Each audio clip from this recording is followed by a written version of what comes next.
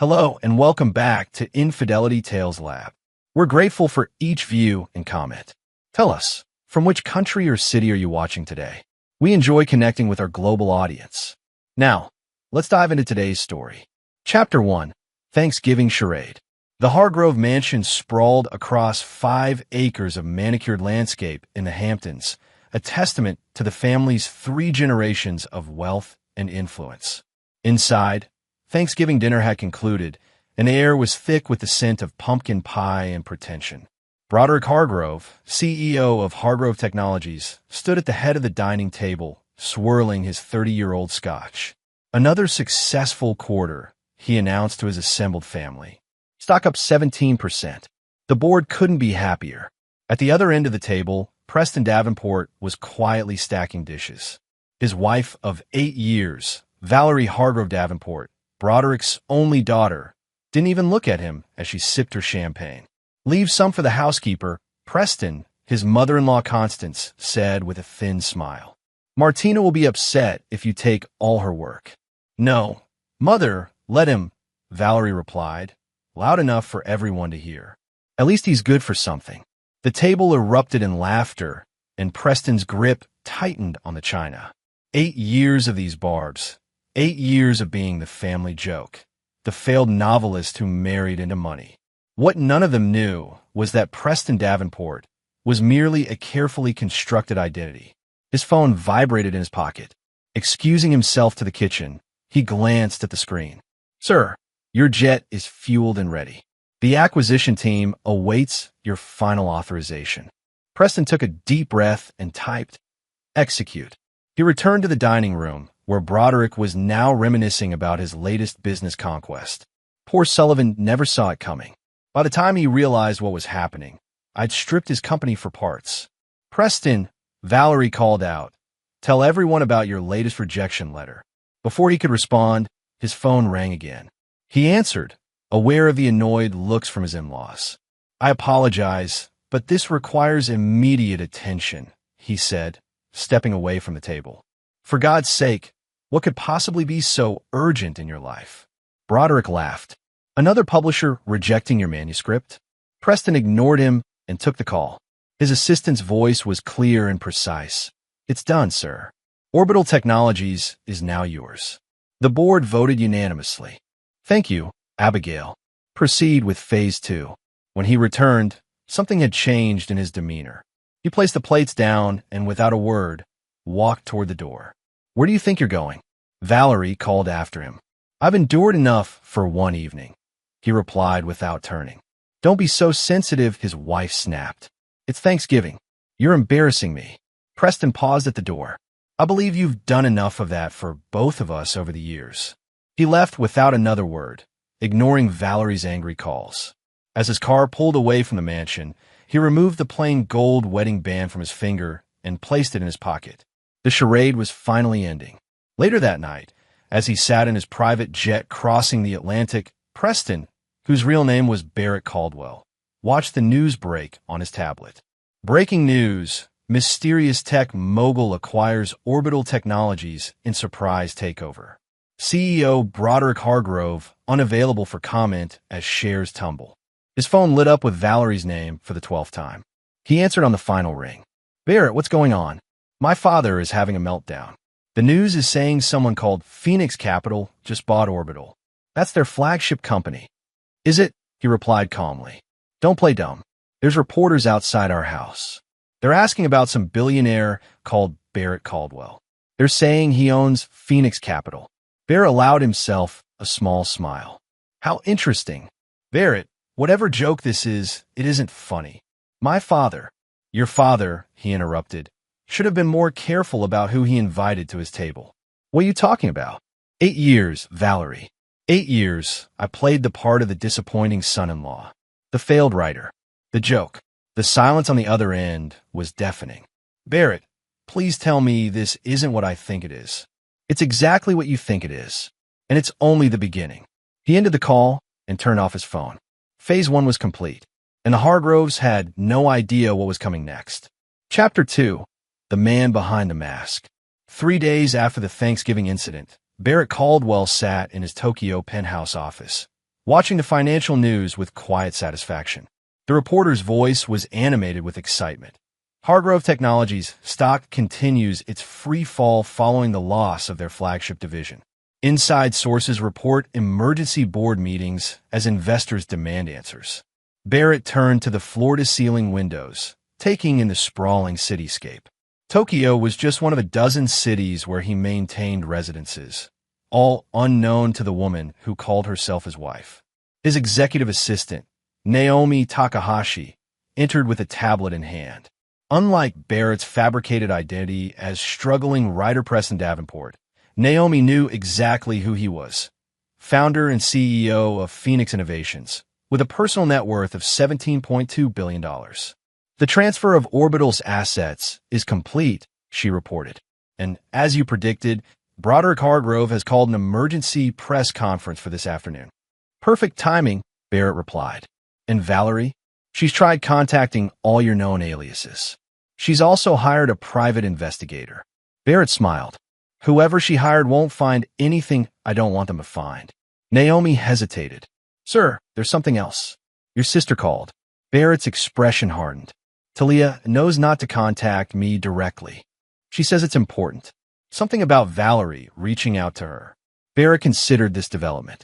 His younger sister Talia was the only family he had left, and she was the sole person who knew both sides of his life, Preston Davenport and Barrett Caldwell. Arrange a secure call. Hours later, as Barrett prepared for a video conference with his global executive team, the wall-mounted screen in his office displayed his sister's face. Talia Caldwell had the same striking blue eyes as her brother, but where his expression was calculated, hers was open and concerned. 8 years, Barrett, she began without preamble. 8 years of this ridiculous double life, and now you're finally making your move. You knew this day would come, he replied calmly. Valerie called me in tears. She thinks you've had some kind of mental breakdown. Barrett's laugh was hollow. Of course she does. The idea that her loser husband could be anything more than what she believed is inconceivable to her. She wants to know if I've heard from you. What am I supposed to tell her? Nothing. This doesn't concern you, Talia. His sister's expression hardened. You made it concern me when you spent nearly a decade living a lie. Do you have any idea what it's been like watching you debase yourself in front of those people? Pretending I barely know my own brother at their social functions? It was necessary. Was it, or did you just want to make Broderick Hargrove suffer the way Dad did? Barrett's jaw tightened. The mention of their father always struck a nerve. Nicholas Caldwell had been a brilliant engineer whose revolutionary quantum processing design was stolen by a young, ambitious Broderick Hargrove in the late 1990s. The theft had destroyed their father, leading to a spiral of depression that ended with his suicide when Barrett was just 19 and Talia 14. This isn't just about Dad, Barrett insisted. Then what is it about? Revenge? Is that why you married Valerie? Was she just collateral damage in your vendetta against her father? Barrett didn't answer immediately. The truth was complicated. He had initially approached Valerie 8 years ago with revenge in mind, but something unexpected had happened. He found himself genuinely falling for her. For a brief moment, he considered abandoning his plan, until he discovered what kind of person she truly was. Valerie made her own choices, he finally said. She showed me exactly who she is. Talia shook her head. Whatever she did, this elaborate scheme. 3 months into our marriage, Barrett interrupted, I discovered she was still seeing her ex-boyfriend. 6 months in, I found out she only married me because her father convinced her I was a useful idiot, a harmless diversion while she waited for someone worthy of the Hargrove name. Talia's expression softened. Barry, I didn't know. No one knew. I played my part. The pathetic husband. The failed writer struggling to finish a novel that would never be published. All while building Phoenix into what it is today. And now I take everything. Hargrove built his empire on the back of our father's work. It's time he learned what it feels like to have everything stripped away. We'll bring Dad back. Talia asked softly. Barrett looked away. No, but it will bring justice. And that's something. As the call ended, Barrett returned to the panoramic view of Tokyo. The first pieces of his revenge were in motion, but the real game was just beginning. Chapter 3. The betrayal. Barrett sat in the dimly lit hotel bar in Geneva, nursing a scotch as he waited. The soft jazz playing in the background did little to calm his thoughts. It had been 2 weeks since Thanksgiving, and the business world was still reeling from Phoenix Capital's aggressive moves against Hargrove Technologies.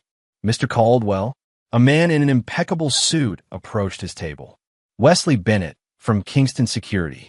Your assistant arranged our meeting. Barrett gestured to the chair across from him. What do you have for me? Bennett placed a sleek tablet on the table. Everything you requested on Mrs. Davenport. Or should I say, Mrs. Caldwell? I'm still not clear on which name you prefer. Just show me what you found. Bennett swiped through a series of images. Your wife has been quite busy since your disappearance. Most notably, her relationship with this man. The screen showed Valerie entering a luxury hotel, followed by a tall man with salt and pepper hair. Trevor Maxwell, Bennett explained. Chief Operating Officer at Hargrove Technologies and your father-in-law's right-hand man for the past 15 years. Barrett's expression remained neutral, but his knuckles whitened around his glass. How long? Based on our surveillance and electronic records, approximately 3 years. 3 years. Half of their marriage. Barrett had suspected Valerie's infidelity, but seeing the evidence still felt like a punch to the gut. There's more, Bennett continued, swiping to a new set of files. We accessed her private communications as requested. It appears Mrs. Caldwell and Mr. Maxwell have been discussing more than their affair. Barrett scanned the messages displayed on the screen, his face growing colder with each line. The conversations between Valerie and Trevor detailed not just their relationship, but their laughter at his expense, their plans for after she finally divorced the pathetic writer, and, most damning of all, discussions about Barrett's potential inheritance from his late uncle, which Valerie had been quietly investigating. They believe that might come into money, Barrett said quietly. Bennett nodded. From what we gathered, Mrs. Caldwell has been encouraging you to maintain contact with your uncle's attorney for that very reason. The uncle in question was entirely fictional, a story Barrett had crafted years ago as a test. He'd mentioned the possibility of an inheritance to Valerie during a vulnerable moment, swearing her to secrecy. Clearly, she had not only betrayed that confidence, but had been actively plotting to secure any potential windfall. There's one more thing you should see, Bennett said, pulling up a final file. This is from a meeting at Hargrove Technologies 3 days ago. The video showed Broderick Hargrove in his office with Valerie and Trevor. The audio was crystal clear. This disappeared husband of yours has become a liability, Broderick was saying. First, he embarrasses us by walking out of Thanksgiving dinner, and now he's somehow connected to the company trying to destroy us. Daddy, I had no idea, Valerie pleaded. Preston, or Barrett, or whatever his name is, he kept me completely in the dark. That's hard to believe, Valerie, Trevor interjected. You lived with the man for 8 years. Are you serious right now? Valerie's voice rose. You know exactly what kind of marriage we had. He was nothing, a placeholder. You, and I always knew that. Broderick slammed his hand on the desk. Regardless, we need to contain this situation.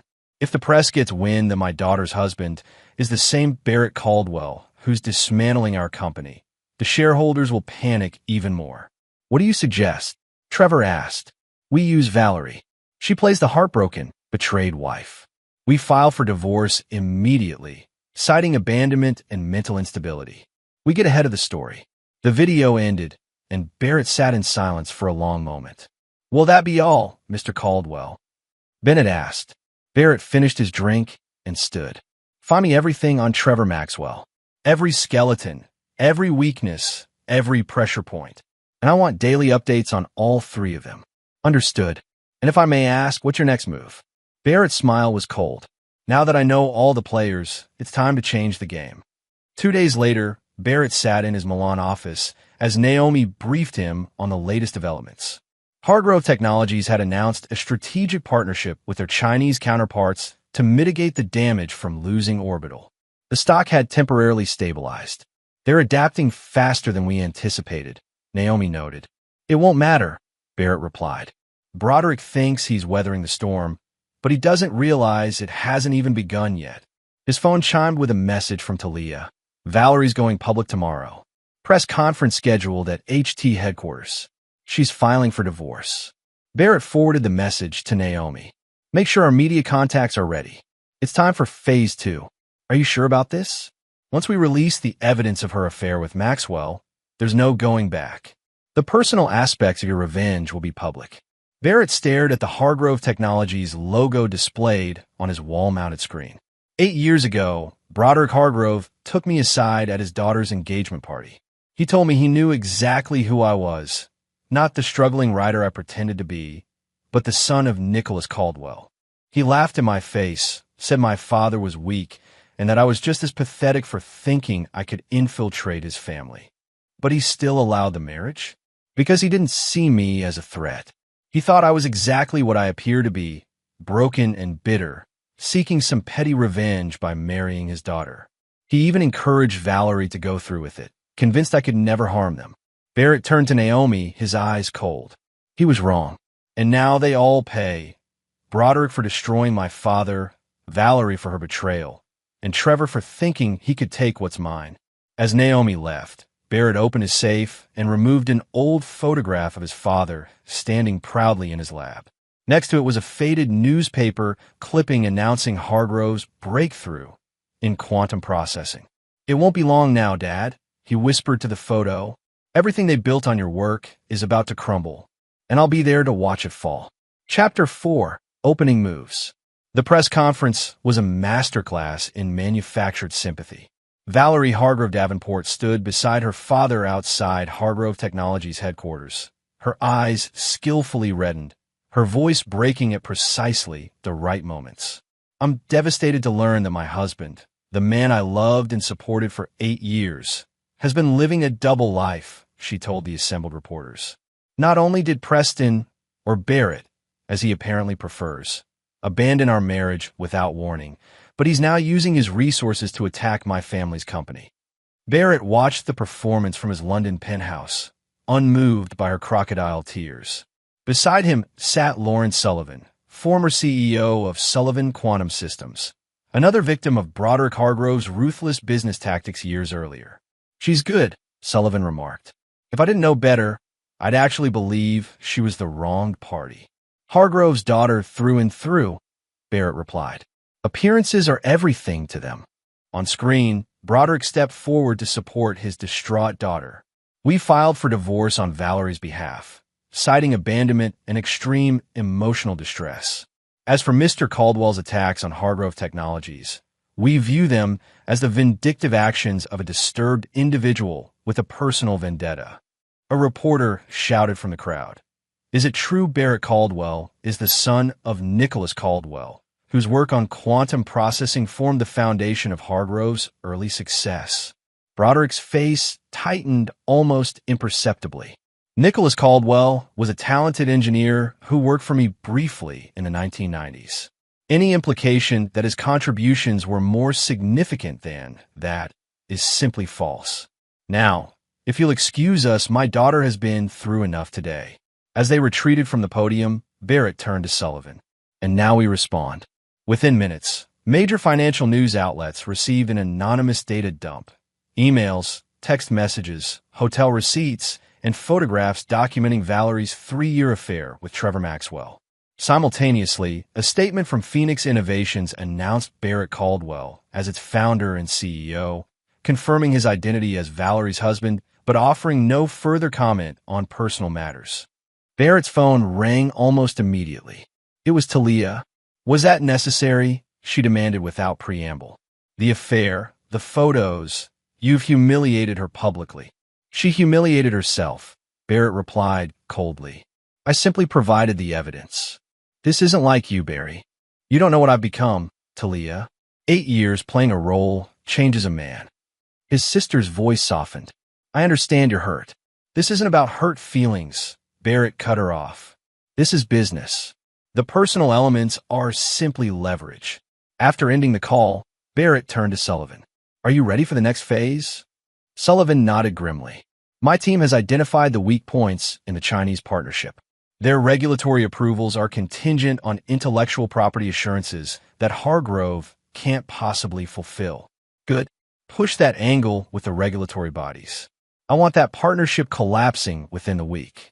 As Sullivan left to execute the plan, Barrett received a notification that Valerie was calling, this time on his real phone number, which she'd never had access to before. "How did you get this number?" he answered. "Your sister," Valerie replied, her voice raw. "Barrett, what you've done, the photos, the messages, all authentic, as you well know. You've destroyed my reputation." Barrett laughed without humor. "Your reputation? That's what concerns you? Not the fact that you've been sleeping with your father's COO for 3 years? Not the lies you've told? Not the mockery you've made of our marriage? Our marriage was a sham from the beginning," she hissed. "You married me under false pretenses. You lied about who you were." "As did you," Barrett replied calmly. "The difference is I never betrayed you. I never humiliated you. I played my role perfectly, while you couldn't even maintain the basic decency of fidelity. What do you want from us, Barrett? Money? Is that it? Name your price and end this vendetta." "Money." Barrett's voice turned cold. "I have more wealth than your family could dream of. This isn't about money, Valerie. This is about justice.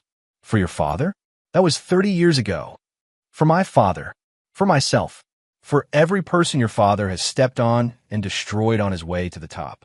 Please," Valerie's voice cracked. "Whatever my father did, whatever I did, it can't be worth all this." For a brief moment, Barrett felt a flicker of the connection they'd once shared, before he'd discovered her true nature. He pushed it aside ruthlessly. "It's worth everything," he said quietly. "And we're just getting started." The following morning, Barrett met with his legal team in Zurich to review the latest developments. The Chinese partnership was already showing signs of strain, with regulatory questions being raised in Beijing. "Broderick will be desperate for a lifeline," Barrett told his chief counsel, Simone Rossi. "That's when we offer one, through a series of shell companies unconnected to Phoenix." "And the terms?" Rossi asked. "Superficially generous. Deep ownership transfers disguised as minor concessions. By the time he realizes what he's signed, it will be too late." As the meeting concluded, Barrett received a message from an unexpected source. Trevor Maxwell wanted to meet. "Interesting," Barrett murmured. "Set it up," he told his assistant. "Neutral location. Full security protocols." 3 days later, Barrett sat in a private dining room of a Geneva restaurant, waiting. When Trevor Maxwell entered, he looked significantly less polished than in his press appearances. Dark circles under his eyes, his designer suit slightly rumpled. "Mr. Caldwell," Trevor began, extending his hand. Barrett ignored the gesture. "You have 10 minutes. Trevor sat down, visibly uncomfortable. "I want to offer a truce." "A truce implies we're at war." "This isn't war, Mr. Maxwell. This is extermination." Trevor paled. "Look, I understand you're angry about Valerie and me." "You understand nothing," Barrett interrupted. "My wife's infidelity is merely a symptom of a greater disease. You, Valerie, Broderick, you're all cut from the same cloth. Entitled, corrupt, believing yourselves untouchable." "I can help you," Trevor insisted. "I have information, things about Broderick that could give you the leverage you need without destroying the company." Barrett studied him carefully. "You're offering to betray your mentor? Your friend's father? The man who made your career?" "I'm being practical. Hargrove Technologies employs thousands of people. Your vendetta threatens all of them." "How noble of you to suddenly care about the employees," Barrett remarked sarcastically. "Tell me, did you think about those people when you and Broderick were driving Sullivan to suicide? Or when you stripped Newton Medical of its patents, leaving their research team jobless?" Trevor shifted uncomfortably. "Business is business." "Precisely. And this is business. My business." Barrett stood. "Your 10 minutes are up." "Wait." Trevor reached into his jacket and pulled out a flash drive. "At least look at what I have, for the sake of the innocent people caught in the crossfire." Barrett took the drive, pocketing it without comment. "A word of advice, Mr. Maxwell. Start updating your resume. You're going to need it." As Barrett left the restaurant, he called Naomi. "Have the security team analyze Maxwell's drive. I want to know if there's anything useful on it." and step up surveillance on him. He's getting desperate, which makes him dangerous. Understood. And sir, there's been a development with your sister. Valerie reached out to her again, asking for help in arranging a meeting with you. Barrett frowned. Talia knows better than to facilitate that. She said to tell you that she thinks you should hear what Valerie has to say. Something about ending this before it destroys you too. Barrett ended the call without responding. His sister's concern was misplaced. There was nothing left of him to destroy. Preston Davenport, the vulnerable man who might have once loved Valerie, had never really existed. And Barrett Caldwell was forged in fire, immune to the emotional manipulation Valerie was so skilled at deploying. Or so he told himself as his car sped through the Swiss countryside, carrying him further along the path of his meticulously planned revenge. Chapter 5. The Counterattack. The Hargrove Empire was beginning to crack. Over the next week, Barrett watched from his New York apartment as the Chinese partnership collapsed under regulatory scrutiny. Hargrove Technologies' stock plummeted another 22%, and rumors of layoffs spread through the industry. They're taking the bait, Naomi reported, handing Barrett the latest financial analysis. Broderick has reached out to Meridian Capital for emergency funding. Barrett smiled thinly. Meridian was one of his shell companies, created precisely for this purpose. And their board split. Half want to accept Meridian's terms. Half are pushing to explore other options. Maxwell is leading the resistance. Interesting. Barrett pulled up the analysis from Trevor's flash drive on his tablet. Maxwell's information was actually valuable. Detailed breakdowns of Hargrove's vulnerabilities, contingency plans, even Broderick's personal financial arrangements. He's more desperate than I thought. Or setting a trap, Naomi suggested. Perhaps, which is why we'll proceed carefully. Barrett forwarded a set of instructions to his team. Have Sullivan approach their board members individually. Focus on those with the most to lose. As Barrett put his plans in motion, the media frenzy around his identity and the Hargrove family drama intensified. Business magazines rushed to profile the invisible billionaire who had built a tech empire in secret while posing as a struggling writer. Social media exploded with memes about Valerie's affair and the spectacular unraveling of her public image. Through it all, Barrett remained silent, neither confirming nor denying the wildest speculations. His silence only fueled further interest, which served his purposes perfectly. Every headline about him was another blow to the Hargrove's reputation. His phone chimed with a message from Talia. She's not going away, Barry. Either meet with Valerie, or I'll bring her to you myself. Barrett grimaced. His sister's persistence was becoming problematic. Before he could respond, the secure line on his desk rang, the direct connection to his operations center. Sir, we have a situation, his security chief reported. There's been an attempt to breach our Paris servers. The attack's signature matches Hargrove's cybersecurity division. Escalation, Barrett murmured. They're getting desperate. Lock down all sensitive data and prepare countermeasures. There's more, the security chief continued. We've intercepted communications suggesting they're planning to go public with allegations about your father. They're constructing a narrative that Nicholas Caldwell stole the quantum processing designs from Hargrove, not the other way around. Barrett's hand tightened around the phone. They would drag my father's name through the mud? After everything they've already taken from him? It appears to be Maxwell's strategy, sir. He's convinced Broderick it's their best chance at turning public opinion. Initiate blackout protocol, Barrett ordered, his voice dangerously calm. And tell Simone I want the Maxwell contingency activated immediately. The blackout protocol was Barrett's most aggressive cybersecurity measure, a complete shutdown of Phoenix's public-facing systems coupled with a covert counterattack on the aggressor's infrastructure. Meanwhile, the Maxwell contingency was a plan Barrett had developed specifically for Trevor, targeting him personally rather than professionally. Within hours, Hargrove Technologies experienced a series of technical difficulties that took down their internal communications, while Trevor Maxwell discovered that his private bank accounts had been frozen pending a regulatory investigation into unexplained fund transfers. Transfers that Phoenix's team had fabricated but made appear completely authentic. Barrett was reviewing the chaos when Naomi entered his office, her expression grave. "Sir, your sister and Mrs. Caldwell are downstairs. They're insisting on seeing you." Barrett looked up sharply. "Here? How do they even find this location?" "Ms. Caldwell says she's always known about this apartment. She tracked your movements years ago, but never mentioned it out of respect for your privacy." Barrett closed his eyes briefly. Talia had always been too clever for her own good. "Send them up, but stay close." Minutes later, Talia entered with Valerie close behind. His sister looked determined, while Valerie appeared haggard, a far cry from the polished socialite she normally presented to the world. "This ends now," Talia announced without preamble. "You two are going to talk like adults." Barrett remained seated behind his desk. "There's nothing to discuss." "I disagree," Valerie said, her voice steadier than her appearance suggested. "You're destroying lives, Barrett. Not just mine or my father's, but thousands of innocent employees." "Don't pretend to care about the employees now," Barrett replied coldly. "You never spared them a thought before." "Maybe not," Valerie admitted, surprising him. "But I'm thinking about them now, and about what this vendetta is doing to you." "To me?" Barrett laughed. "I'm executing a business strategy. Clinical. Efficient. You're tearing apart your own life in the process," Talia interjected. "This obsession is consuming you."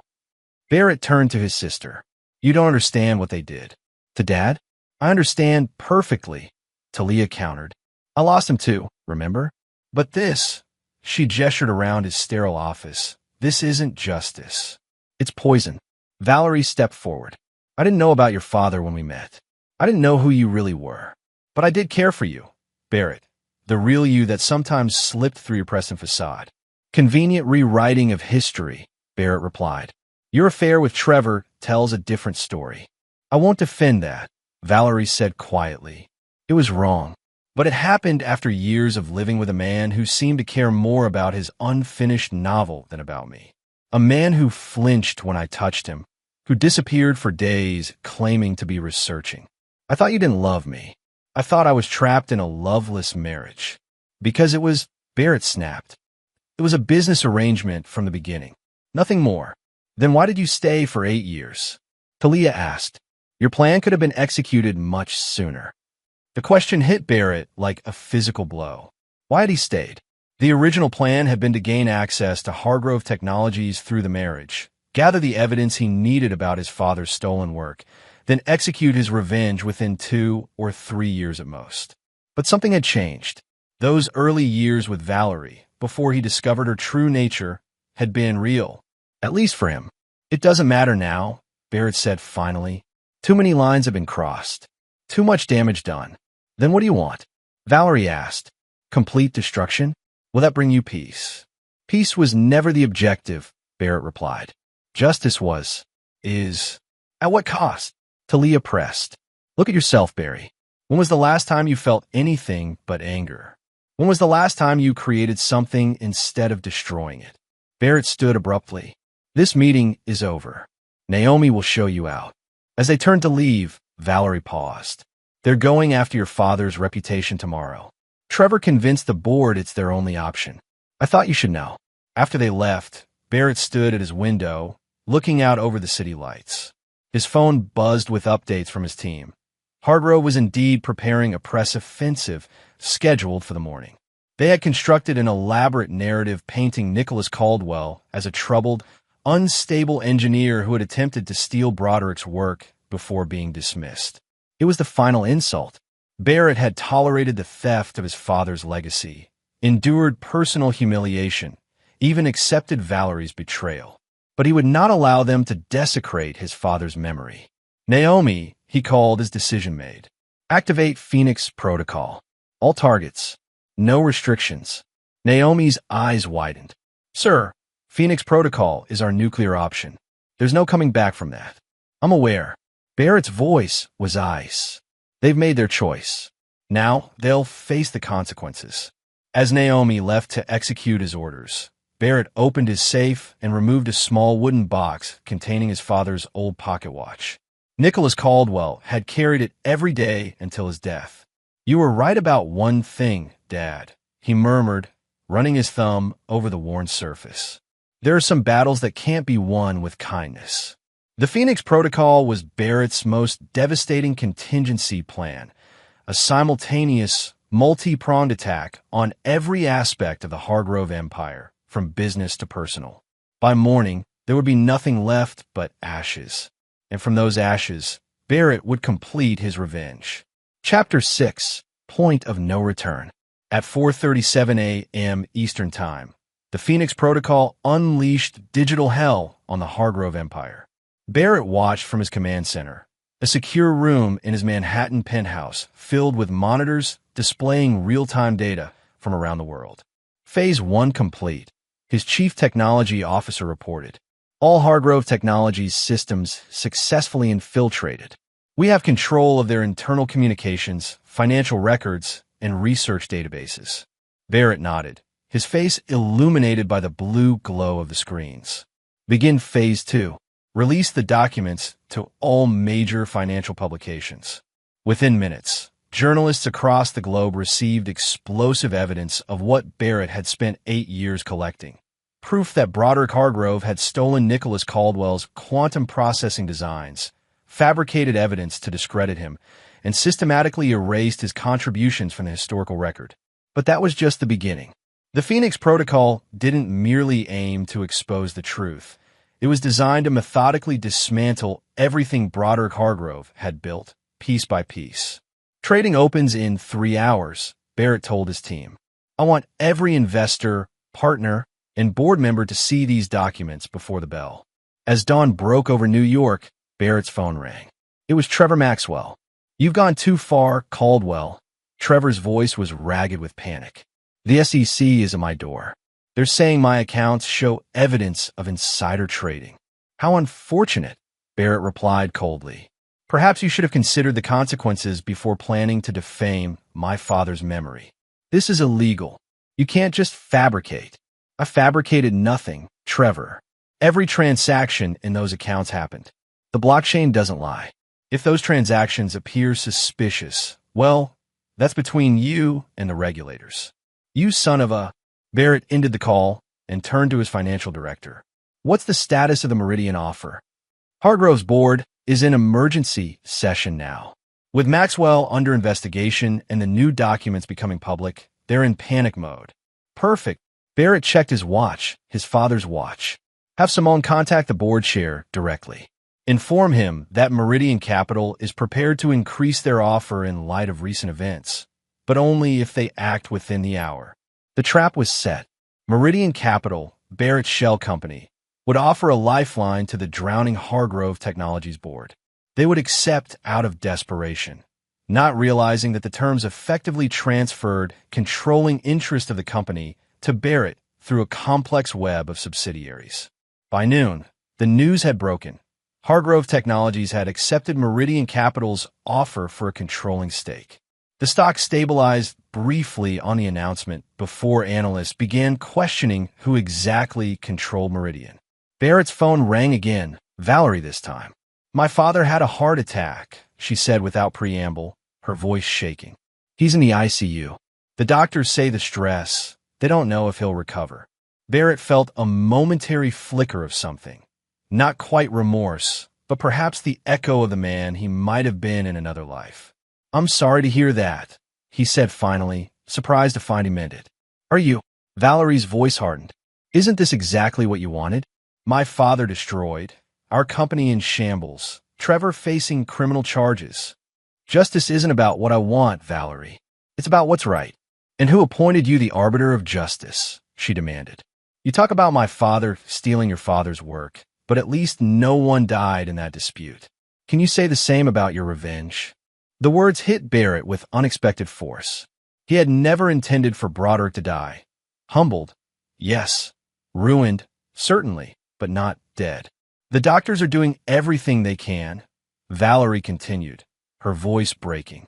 But if he doesn't make it, that blood is on your hands, Barrett. After she hung up, Barrett stood motionless in his command center, surrounded by evidence of his triumph. Everything was proceeding according to plan. Hargrove Technologies was effectively his. Trevor Maxwell was facing federal charges. The truth about his father's invention was finally public. So why did victory taste so hollow? His phone chimed with a message from Talia. It's time to stop, Barry. Dad wouldn't have wanted this. Barrett closed his eyes, memories washing over him. His father's kind smile, his patient explanations of complex engineering principles, his unwavering belief that knowledge should be used to build, not destroy. Sir, Naomi interrupted his thoughts. The transfer of ownership is complete. Hargrove Technologies is now under your control through the Meridian subsidiaries. What are your orders? Barrett stared at the Hargrove Technologies logo displayed on the central monitor. He had dreamed of this moment for over a decade. The moment when he would dismantle the company piece by piece, selling off its assets and erasing Broderick Hargrove's legacy, just as Broderick had tried to erase his father's. Sir, Naomi prompted again. Barrett made his decision. Maintain current operations. No further actions until I give the order. You're pausing the protocol? Naomi asked, surprised. For now. Barrett grabbed his coat. I need to see something for myself. Hours later, Barrett stood in the corridor outside the cardiac intensive care unit, where Broderick Hargrove lay fighting for his life. He hadn't gone inside. He had no right to be there, but something had compelled him to come. Barrett. He turned to see Valerie approaching, her eyes red-rimmed, her normally perfect appearance disheveled. What are you doing here? She asked, confusion and anger battling in her expression. I needed to see, Barrett replied simply. See what? Your handiwork. Her voice was bitter. No, to see if I felt anything. Barrett met her gaze directly. 8 years of planning this revenge. I needed to know if completing it would fill the void my father's death left behind. And does it? Barrett was silent for a long moment. No, he finally admitted. It doesn't bring him back. It doesn't undo the past. Then what was it all for? Valerie asked, genuine bewilderment in her voice. Before Barrett could answer, the hospital corridor was suddenly filled with activity. Doctors rushing into Broderick's room, alarms blaring. Valerie's face drained of color. No, she whispered, pushing past him toward the room. Barrett stepped back, watching through the glass as medical staff fought to save Broderick Hargrove's life. In that moment, watching Valerie's anguish as she might lose her father, something shifted in Barrett's perspective. His phone vibrated. A message from his financial director, board awaiting instructions on company division. How do you want to proceed with dismantling? Barrett stared at the message for a long moment, then at Valerie through the glass, then back at his phone. With deliberate movements, he typed, stand down. Maintain operations. Further instructions tomorrow. As he pocketed his phone, Barrett made a decision. Perhaps there was a path forward that honored his father's memory without causing more destruction. Perhaps. His thoughts were interrupted as Trevor Maxwell appeared at the end of the corridor, flanked by 2 FBI agents. Their eyes met, and Barrett understood immediately. Maxwell had made a deal. In exchange for leniency in his own case, he had provided evidence implicating Barrett in financial manipulation. As the agents approached, Barrett felt a strange sense of calm. The game had changed. His revenge had succeeded, but at a cost he hadn't fully anticipated. Now he would have to face the consequences of his actions. Barrett Caldwell, one of the agents asked. Yes, Barrett replied. We have some questions regarding your involvement with Meridian Capital and certain trading activities related to Hargrove Technologies. Barrett nodded. I'll cooperate fully, he said, casting one last glance at Valerie through the glass. Her father had stabilized, the emergency apparently over for now. As the agents escorted him from the hospital, Barrett's phone chimed with another message from Talia. Whatever happens next, remember who you really are. Not Preston. Not the revenge-driven Barrett. The brother I know is still in there somewhere. Barrett wasn't so sure about that. But as the FBI vehicle pulled away from the hospital, he felt the weight of his 8-year charade finally lifting.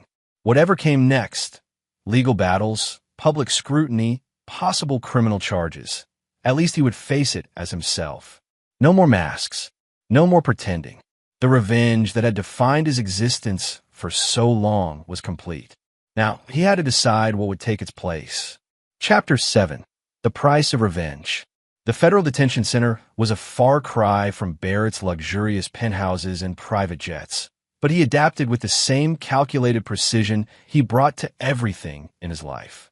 3 days after his arrest, he sat across from his criminal defense attorney, Martin Reeves, in a stark consultation room. "The charges are serious," Reeves explained, spreading documents across the table.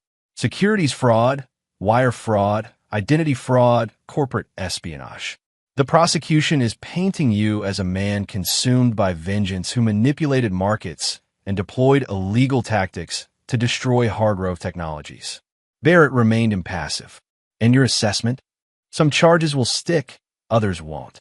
The SEC evidence is circumstantial.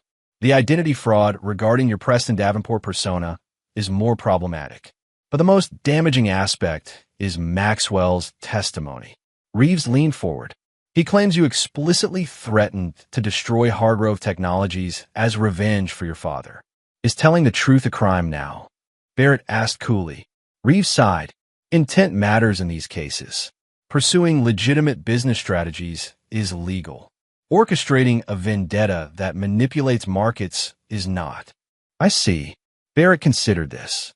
"What about Hargrove Technologies itself? What's happening with the company?" "That's the interesting part," Reeves said. "Despite the chaos, the Meridian acquisition is being upheld by the courts pending investigation. Technically, you still control the company through your shell corporations, although a court-appointed trustee is managing operations while your assets are frozen." Barrett nodded, processing this information. His revenge had succeeded in giving him control of Broderick's company, but at the cost of his freedom. A Pyrrhic victory. "There's something else," Reeves added. "Broderick Hargrove's condition has stabilized. He's awake and has already given a statement to prosecutors denying any wrongdoing regarding your father's work." "Of course he has," Barrett said bitterly. 30 years of lies won't stop now." On the contrary, a new voice interrupted. Barrett turned to see Talia entering the consultation room, followed by a gray-haired man he didn't recognize. "I've been granted access as family," Talia explained, "and I've brought someone you need to meet." The older man stepped forward, extending his hand. "Dr. Alan Westfield. I worked with your father at Hargrove Technologies in the 90s. Barrett stared at him in shock. "You knew my father?" "I was his closest colleague," Westfield confirmed. "And I've spent the past week providing testimony to federal investigators about exactly what happened to Nicholas Caldwell's quantum processing designs." Over the next hour, Westfield revealed a story far more complex than Barrett had imagined. Nicholas Caldwell had indeed developed the revolutionary quantum processing architecture that became Hargrove's breakthrough product, but the truth about its appropriation wasn't as simple as Barrett had believed. "Broderick didn't directly steal your father's work," Westfield explained. "His deputy, Lawrence Craven, did. Craven copied your father's files and presented them to Broderick as his own work. And Broderick just believed him?" Barrett asked skeptically. "Initially, but when your father raised concerns, Broderick ordered an internal investigation. That's when things took a dark turn. Craven planted evidence suggesting your father was the one attempting to steal corporate secrets. And Broderick believed that too?" Westfield hesitated. "Broderick chose to believe it. The technology was too valuable, the potential too great. He convinced himself your father was unstable, desperate to claim credit for work that wasn't his." "Convenient," Barrett said coldly. "I'm not defending him," Westfield insisted. "What happened to your father was a travesty. I tried to speak up at the time, but Craven threatened my career, my family. I stayed silent, and it's haunted me ever since." "Why come forward now?" Talia asked. "Because I've been following Barrett's campaign against Hargrove Technologies. When I realized who was behind it, I knew it was finally time to tell the truth." Barrett leaned back, absorbing this new information. His entire revenge had been predicated on Broderick being the primary villain, directly responsible for his father's downfall. The reality was more nuanced. Broderick had been complicit, even culpable, but not the mastermind Barrett had imagined. "This testimony could change everything," Reeves interjected. "If Dr. Westfield can prove Broderick knew or should have known the truth about your father's work, it strengthens your case considerably." "It's not just my testimony," Westfield added. I've preserved documents from that period, original design notes, emails, meeting minutes. Enough to establish your father's rightful claim to the technology. For the first time since his arrest, Barrett felt a spark of hope. Not for his freedom, but for his father's legacy. The truth might finally come to light. The recognition so long denied might finally be granted. There's one more thing you should know, Talia said quietly. Valerie has been trying to see you. She's been denied access because she's not family, but she's persistent. Barrett frowned. What could she possibly want? To talk. She says there are things you don't know. About her, about your marriage. Our marriage was a lie, Barrett said flatly. 8 years of deception. On both sides. Talia reminded him gently. Maybe it's time to hear her out. Before Barrett could respond, a guard entered to inform them their time was up. As Talia and Westfield prepared to leave, Barrett made a decision. Tell Valerie I'll see her, he told his sister. And Reeves, arrange a meeting with the prosecutors.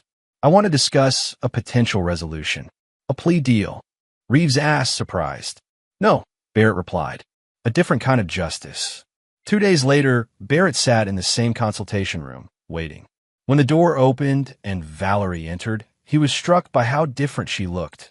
No designer clothes, minimal makeup, her usual confidence replaced by visible uncertainty. Barrett, she said simply, taking the seat across from him. Valerie, he acknowledged. Talia said you wanted to talk. Valerie nodded, gathering her thoughts. My father had another heart attack yesterday. A minor one, but the doctors say his heart is significantly damaged. I'm sorry to hear that, Barrett said, and meant it. Are you? Valerie studied him. The man I lived with for 8 years. Preston would have been. But Barrett Caldwell? The man who orchestrated all this? I don't know him at all. You never knew me, Barrett replied. That was the point. Did not? Valerie challenged. The books you read, the music you loved, the way you'd stay up all night working on your supposed novel, but were actually building your empire. Those things were real, weren't they? Barrett remained silent, uncomfortable with her insight. Your cover story needed consistency, she continued. But somewhere along the way, parts of the real you slipped through. The man who rescued that stray dog during the thunderstorm. The man who remembered every anniversary, even while planning my family's destruction. What's your point, Valerie? My point is, I don't think our entire marriage was a lie. I think somewhere in those 8 years, there were moments of truth between us. Before, she trailed off. Before you started sleeping with Trevor, Barrett finished bluntly. Valerie flinched but didn't look away. Yes, before that. Why did you? Barrett asked, the question escaping before he could stop it. If you saw something real in me, why betray that? Valerie's composure cracked slightly. Because you were never really there, Barrett. Physically present, but emotionally unreachable. I thought it was because of your writing struggles, but now I understand you were always looking through me, past me, at your real target. The truth of her words stung more than Barrett expected. And Trevor was, she continued, convenient, available, not plotting your family's downfall. Barrett suggested sarcastically. Present, Valerie corrected softly. Just present. It wasn't about love. It was about not feeling invisible in my own marriage. The irony wasn't lost on Barrett. He, the invisible billionaire, had made his wife feel invisible. Perhaps they'd both been wearing masks all along. I didn't come here to justify what I did, Valerie said after a moment. I came because of what Dr. Westfield revealed about my father and yours. Barrett straightened. You've spoken to Westfield? He came to see my father in the hospital. They talked for hours. Then my father asked to see me. Valerie took a deep breath. Barrett, my father is prepared to publicly acknowledge your father's contribution to the quantum processing architecture. He wants to make amends before it's too late. Barrett stared at her in disbelief. After 30 years of denial, after destroying Nicholas Caldwell's reputation and driving him to suicide, Broderick Hargrove was finally willing to admit the truth. Why now? Barrett demanded. Because he's facing his own mortality? Because he's lost his company? Because the evidence is about to become public anyway. All of those things probably Valerie admitted, but also because he's had time to reflect on the kind of legacy he wants to leave. The kind of example he set. She met Barrett's gaze directly. People can change, Barrett. Even my father. Even you. What exactly is he offering? A public statement acknowledging your father as the primary inventor of the quantum processing architecture, renaming the Hargrove Quantum Division as the Caldwell Institute for Quantum Innovation, and a personal apology to your family for the way your father was treated. It was more than Barrett had ever expected. The recognition his father deserved, the restoration of his legacy. But it came at the end of a bitter, destructive journey that had left all of them scarred. And what does he want in return? Barrett asked, suspicious. Nothing specific, though I think he hopes it might influence how you proceed with the company you now control. Barrett considered this carefully. I need to think about it. Of course. Valerie stood to leave, then hesitated. For what it's worth, Barrett, I am sorry. Not just for the affair, but for not seeing who you really were, both the man behind the mask and the pain that drove you. After she left, Barrett remained in the consultation room, his mind racing. The landscape had shifted dramatically. His revenge had succeeded beyond his expectations, giving him control of Hargrove Technologies. But the personal cost had been immense. His freedom, his identity, perhaps even pieces of his humanity. Now he faced a choice. Continue down the path of destruction, dismantling the company piece by piece as he'd planned, or forge a different legacy. One that honored his father's brilliance by building rather than destroying. As the guard came to return him to his cell, Barrett made his decision. The time for masks and deception was over. Whatever came next, he would face it as himself. Neither Preston Davenport nor the revenge-driven Barrett Caldwell, but the man he might yet become. Chapter 8. The Revelation. The courtroom fell silent as Barrett Caldwell took the stand. 6 weeks had passed since his arrest, and the trial had captured national attention. A modern Greek tragedy of revenge, deception, and corporate warfare. Barrett had declined a plea deal, choosing instead to face the charges directly. With Dr. Westfield's testimony and evidence supporting his claims about his father's stolen work, the narrative had shifted from portraying Barrett as a vengeful manipulator to something more complex.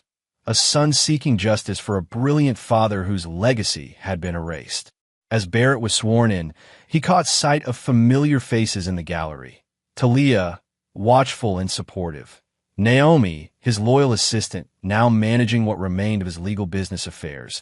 And, surprisingly, Valerie, sitting alone near the back. Mr. Caldwell, his attorney began, could you explain to the court why you created the identity of Preston Davenport? Barrett looked directly at the jury. To uncover the truth about what happened to my father, Nicholas Caldwell. He was a brilliant engineer whose quantum processing architecture was appropriated by Hargrove Technologies in the 1990s. When he challenged this theft, he was systematically discredited, his career destroyed. He took his own life when I was 19. And you believe Broderick Hargrove was personally responsible for this? I did, Barrett acknowledged. For many years, that belief drove every decision I made. I built Phoenix Innovations using my father's unrealized designs, keeping my identity secret. When I had accumulated enough resources, I created the Preston Davenport identity to infiltrate the Hargrove family. With the specific intent of destroying Hargrove Technologies, Barrett paused, choosing his words carefully. Initially, yes, I wanted justice for my father. I believed that meant dismantling what Broderick Hargrove had built on my father's stolen work. In your marriage to Valerie Hargrove, was that part of your plan? Barrett glanced at Valerie briefly before answering. It began that way. I approached her with calculated intent. But over time, he hesitated. The lines blurred. Preston Davenport was a construct, but living as him for 8 years affected me in ways I hadn't anticipated. The questioning continued for hours, covering Barrett's business tactics, the Phoenix Protocol, and the complex financial maneuvers that had ultimately given him control of Hargrove Technologies. Throughout, Barrett was honest about his actions while explaining the context behind them. When the prosecution began their cross-examination, the tone shifted dramatically. Mr. Caldwell, the prosecutor began, you've presented yourself as a son seeking justice. But isn't it true that your actions went far beyond exposing the truth about your father's work?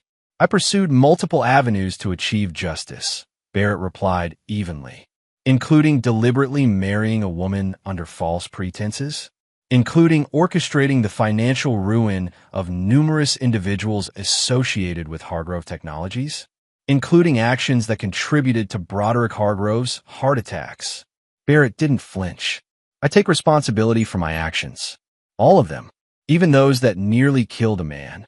I never intended physical harm to come to Broderick Hargrove or anyone else. My objective was to reveal the truth and reclaim my father's legacy. The prosecutor approached with a document. Yet in this email to your executive team, you specifically stated, Hargrove will know what it feels like to lose everything, just as my father did. He looked up at Barrett. Does that sound like someone interested merely in truth and justice? Or what does it sound like, revenge? Barrett was silent for a moment. It was both, he finally admitted. I wanted justice, but I also wanted revenge. I won't deny that. No further questions, the prosecutor said, returning to his table. As Barrett stepped down from the witness stand, he felt a strange sense of liberation. For years, he had lived behind carefully constructed facades, calculating every word and action. Now, finally, the truth was exposed, not just about his father's stolen work, but about his own actions and motives. The following day, in a surprising development, Broderick Hargrove appeared in court, frail but determined. Over his doctor's objections, he had insisted on testifying.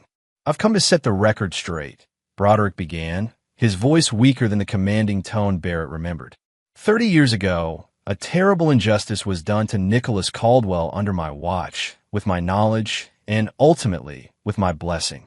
The courtroom stirred with murmurs as Broderick detailed how his ambitious deputy had presented Nicholas Caldwell's revolutionary quantum processing design as his own, how Broderick had initially believed him, and how, when confronted with evidence of the truth, he had made the devastating choice to protect the company's interests over doing what was right.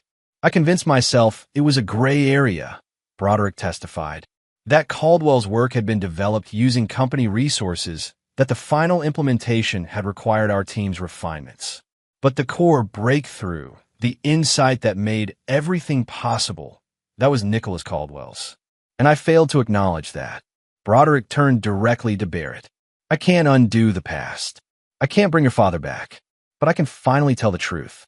The quantum processing architecture that built Hargrove Technologies was your father's creation. He deserved the recognition, the patents, the place in history that was denied him. As Broderick's testimony concluded, Barrett felt a complex mix of emotions.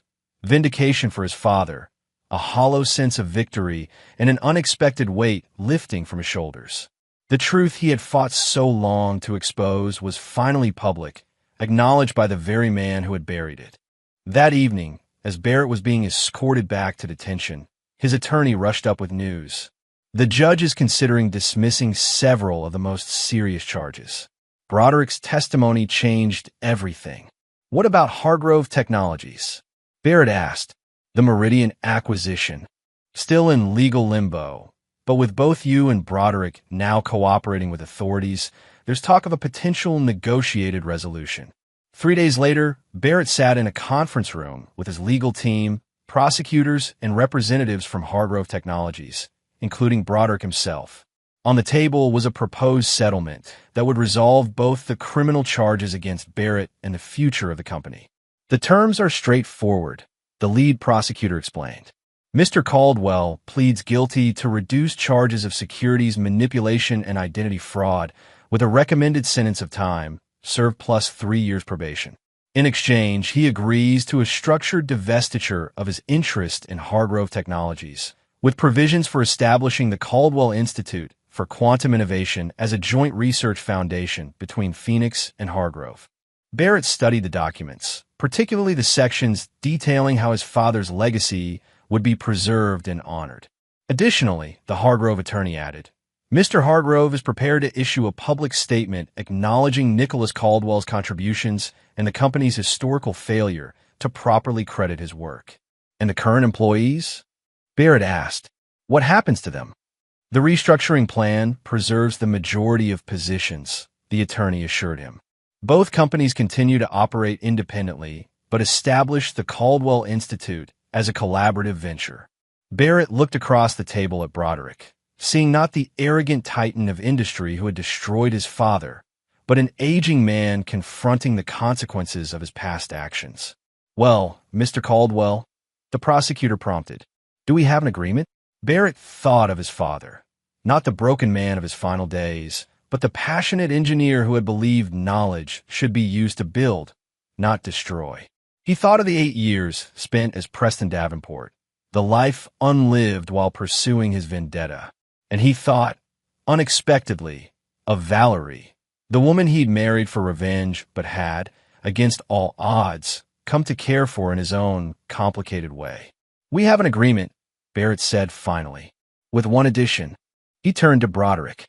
"I want the full story published, not just an acknowledgement of my father's work, but a detailed account of what happened. No more secrets, no more half-truths." Broderick nodded slowly. "Agreed." As the meeting concluded and papers were signed, Barrett felt neither the triumph he had once imagined nor the bitter defeat he had sometimes feared. Instead, he experienced something unexpected, the first fragile sense of closure. Outside the conference room, he found Valerie waiting. "I heard about the settlement," she said. "It's a good outcome. Better than any of us deserve, perhaps."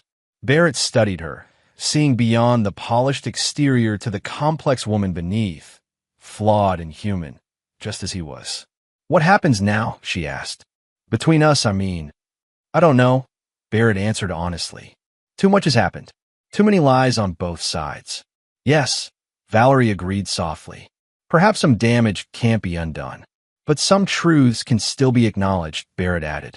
"Including this one. Whatever else our marriage was, there were moments of something real. I won't pretend otherwise." Valerie nodded, tears in her eyes. "For what it's worth, I would have fallen in love with Barrett Caldwell if you'd given me the chance to know him." "We'll never know," Barrett replied. "That's part of the price we both pay." As they parted ways, Barrett understood that some chapters were ending while others were just beginning. The mask of Preston Davenport was gone forever. The revenge that had defined him for so long was complete, though not in the way he had envisioned.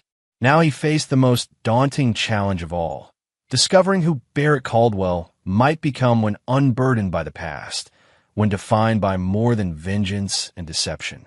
It was a question he was finally ready to answer. Chapter 9. The Aftermath. 6 months after the settlement, Barrett stood on the observation deck of the newly inaugurated Caldwell Institute for Quantum Innovation. The glass and steel structure rose from the Phoenix Innovations campus in Seattle, its architecture a striking blend of forward-thinking design and subtle homage to the past. Inside, dozens of the world's leading quantum physicists and engineers were already at work, advancing the technological frontier that Nicholas Caldwell had helped pioneer 3 decades earlier. On the main wall of the atrium hung a large portrait of Barrett's father, alongside a comprehensive display detailing his contributions to quantum processing architecture and the true history of how his work had transformed the industry. "Impressive, isn't it?" Talia said, joining Barrett at the railing. "Dad would have loved this place." Barrett nodded, taking in the bustling research floors below. "It's a better memorial than revenge ever could have been." In the months since the trial, Barrett had undergone a profound transformation. The settlement had allowed him to avoid prison time beyond what he'd already served, though his reputation remained complex. Part villain, part vindicated son, part brilliant businessman who had built 2 separate technology empires. Phoenix Innovations continued to thrive under his leadership, while Hargrove Technologies had stabilized under new management following Broderick's retirement. The Caldwell Institute, jointly funded by both companies, stood as a bridge between them, a testament to how tragedy could ultimately yield something constructive. "Have you seen today's Wall Street Journal?" Talia asked, handing him a folded newspaper. The headline read, "Caldwell's Quantum Leap: How the Tech Industry's Most Notorious Revenge Plot Gave Rise to Its Most Promising Innovation Center." Barrett skimmed the article, which offered a surprisingly balanced account of his story, acknowledging both the extremity of his methods and the legitimacy of his grievances. The piece ended with quotes from several Institute researchers, all expressing excitement about working in an environment where Nicholas Caldwell's groundbreaking approaches were being honored and expanded upon. Public opinion seems to be shifting in your favor, Talia observed. I'm not sure I deserve that, Barrett replied. The means don't justify the ends, regardless of how things turned out. No, Talia agreed, but recognizing that shows how far you've come. Their conversation was interrupted by Barrett's assistant, who approached with an apologetic expression. I'm sorry to disturb you, sir, but there's a situation requiring your attention. The Palmer Group is attempting a hostile takeover of Sullivan Medical Technologies. Lawrence Sullivan, the former CEO who had partnered with Barrett during his campaign against Hargrove, had recently revived his family's company with Barrett's backing. Now it seemed they faced a threat from the notoriously aggressive Palmer Group. What's our exposure? Barrett asked. Minimal financially, but Sullivan personally reached out. He's asking for your guidance, not your resources. Barrett considered this.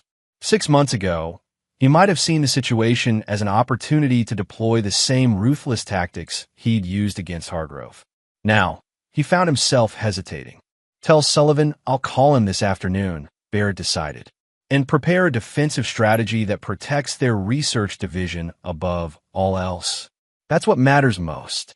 As his assistant departed, Talia gave him an approving look. Building rather than destroying. It suits you. I'm trying, Barrett acknowledged. They continued their tour of the facility, stopping occasionally to speak with researchers eager to share their projects with the Institute's founder. In these interactions, Barrett found an unexpected satisfaction, the genuine respect of brilliant minds appreciating not his wealth or power, but his understanding of their work and his father's legacy within it. Later that afternoon, as Barrett prepared to leave, his security chief approached with an update he'd been expecting but dreading. Mrs. Caldwell's divorce filing has been processed, sir. The papers require your signature. Though the settlement included their separation, finalizing the divorce had been delayed by legal complications surrounding Barrett's temporary incarceration and the complex untangling of which assets belong to Preston Davenport versus Barrett Caldwell. Thank you, Barrett said, taking the envelope. Is there anything else? Just this. The security chief handed over a smaller envelope. It was delivered with the papers, but separately addressed. Alone in his office, Barrett opened the divorce documents first, signing where indicated. 8 years of marriage, built on deception, sustained through complicated emotions, and now ending with surprising civility. The terms were fair, with Valerie claiming far less than she might have demanded. The second envelope contained a single folded note in Valerie's handwriting. Barrett, as we formally end what began under such false pretenses, I find myself thinking about truth. The truth about your father that you fought so hard to reveal. The truth about my father that I'm still learning to accept. And the truth about us, that somewhere beneath the lies and betrayals, there might have been something worth salvaging if we'd both been different people. I won't pretend I didn't hurt you, or that you didn't hurt me. We both know better. But I've come to believe that understanding why someone causes pain matters almost as much as the pain itself. I'm returning to London next month to restart my life away from all this. Perhaps someday we'll encounter each other as the people we're becoming rather than the people we were. Until then, I wish you peace, something I suspect neither of us has known for a very long time. Valerie. Barrett read the note twice before carefully folding it and placing it in his desk drawer. There was a time when he might have dismissed her words as manipulation, another Hargrove attempt to rewrite history. Now, he recognized the same complicated truth she did, that their relationship had been neither entirely false nor entirely real, but something uniquely complex, forged in unusual circumstances. His phone chimed with a notification that Broderick Hargrove had been admitted to the hospital again. Despite their history, Barrett had maintained a distant but respectful connection with his former father-in-law as Broderick's health declined. The older man's public acknowledgement of Nicholas Caldwell's contributions had not erased the past, but it had allowed for a fragile reconciliation. Barrett decided he would send flowers but not visit. Some boundaries were better maintained, some distances more appropriate than forced closeness. Broderick was Valerie's concern now, not his. As evening fell, Barrett found himself drawn to the Institute's memorial wall, where visitors could learn the full story of Nicholas Caldwell's innovations and the long journey to recognize them. He stood before his father's photograph, seeing in it not just the brilliant engineer, but the kind man who had taught him that knowledge should elevate humanity, not serve personal vendettas. "I think I understand now, Dad," Barrett said quietly to the empty hallway. "It wasn't about making them pay. It was about making your work matter." A security guard passed by, nodding respectfully before continuing his rounds, leaving Barrett alone with his thoughts. The revenge that had consumed him for so long had ultimately given way to something more meaningful. Not forgiveness, exactly, but a recognition that moving forward required more strength than looking backward. He would never forget what Broderick Hargrove had done, never fully absolve Valerie's betrayal, never completely separate Trevor Maxwell's actions from their consequences. But he could choose what defined his future, and that future would not be built on retribution. 2 weeks later, Barrett received word that Broderick Hargrove had passed away peacefully in his sleep. The news arrived as Barrett was reviewing plans for the Institute's next phase of expansion. The official statement from Hargrove Technologies acknowledged Broderick's complicated legacy, including his late-in-life admissions regarding Nicholas Caldwell's work. The financial press noted the irony that the company Broderick had built now partially funded an institute named for the man whose work he had once appropriated. Barrett attended the funeral, standing at a respectful distance as Valerie received condolences. Their eyes met briefly across the cemetery, an unspoken acknowledgement passing between them. Not forgiveness. Neither was capable of that yet, but understanding. They had both been changed by what had happened. As Barrett prepared to leave, Trevor Maxwell approached him, the first time they had encountered each other since the trial. Trevor had avoided prison through his cooperation with authorities, but had lost his position and reputation in the process. "Caldwell," Trevor said stiffly, "I didn't expect to see you here." "I came to pay my respects," Barrett replied neutrally. "To the company he built, if not the man himself." Trevor studied him. "You won, you know. Everything you wanted. The company, your father's recognition, your revenge against all of us." Barrett shook his head. "If that's what you think this was about, you still don't understand. Then explain it to me," Trevor challenged. "What was it all for if not revenge?" Barrett considered the question carefully. "It began as revenge," he admitted, "but it ended as something else, a reckoning. Not just for Broderick or Hargrove Technologies, but for me, for who I became while pursuing vengeance." "And who is that exactly?" Trevor asked skeptically. Barrett looked across the cemetery to where Valerie stood beside her father's casket. "Someone who finally understands that the most important legacy isn't what you take from others, but what you build yourself." He left Trevor without another word, walking back to his waiting car. The driver had instructions to take him directly to the airport. The Palmer Group's attempted takeover of Sullivan Medical had escalated, and Barrett was needed in Boston to help formulate a defense. This time, however, his strategy would be different. Not destruction, but protection. Not vengeance, but value. The lessons of the past 6 months had changed his approach fundamentally. As the car pulled away from the cemetery, Barrett received a message from Talia. The Sullivan situation looked serious. "What's your plan?" Barrett thought carefully before responding. To do what Dad would have done. Build something better. In the distance, he could see Valerie watching his departure, a solitary figure against the gray horizon. They would likely never repair what had been broken between them. Too much deception, too much betrayal on both sides. But they could acknowledge the truth of what had happened and who they had been to each other. That, Barrett had come to believe, was its own form of justice. Not the fiery retribution he had once craved, but the cold clarity of truth finally exposed to light. His revenge was complete, but not in the way he had imagined. The Hargrove Empire had not been destroyed, but transformed. His father's legacy had not been avenged, but honored. And Barrett himself had not found satisfaction in his enemy's downfall, but in the future, he was now free to build. As Seattle vanished behind him and new challenges beckoned ahead, Barrett Caldwell finally released the last vestiges of Preston Davenport, the mask he had worn for so long, and embraced the man he had become. Neither the vengeful son nor the deceptive husband, but something entirely new. Someone his father might have recognized. Someone he was still learning to know. And there you have it. Another story comes to an end. What did you think? I'd love to hear your thoughts in the comments below. If you enjoy this story, consider joining our community by subscribing. It means the world to us. For more stories like this one, check out the recommended videos on screen. And I'll see you there.